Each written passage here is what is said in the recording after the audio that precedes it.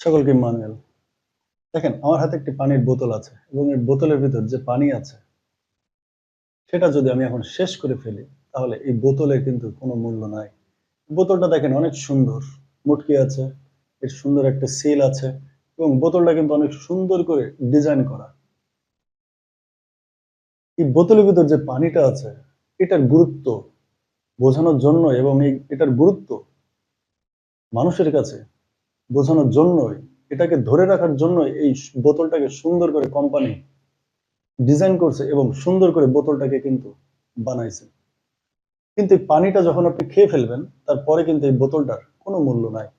ঠিক তেমনি ঈশ্বর আমাদের এই সুন্দর শরীরটাকে আপনাকে সুন্দর করে বানিয়েছেন, কিন্তু আপনার ভিতরে যে আত্মাটা আছে এটার জন্য এই শরীরটা, এই আত্মাটা যদি একবার ধ্বংসের দিকে চলে যায় তাহলে আপনার এই শরীর কোনো কাজে লাগবে না। সুতরাং এই আত্মাটা হচ্ছে ঈশ্বরের, কারণ ঈশ্বর এই আত্মাটাকে তৈরি করেছেন। এই আত্মাটা চলে যাবে স্বয়ং ঈশ্বরের কাছে। যদি আপনি ভালো কাজ করেন এবং প্রভু যিশুকে বিশ্বাস করেন তাহলে এই আত্মাটা চলে যাবে স্বয়ং ঈশ্বরের কাছে। বাইবেল বলে ঈশ্বরের যে দান সেই আত্মা তার কাছে চলে যাবে এবং এই মাটির শরীর মাটিতেই ধুলিতেই মিশে যাবে। সুতরাং আমরা যেন আমাদের শরীর নিয়ে, আমাদের চেহারা নিয়ে, আমাদের বাহ্যিক কিছু নিয়ে যেন আমরা বড়াই না করি। আমরা যেন আমাদের ভিতরে যে আত্মাটা আছে সেটাকে যেন আমরা গুরুত্ব দিই।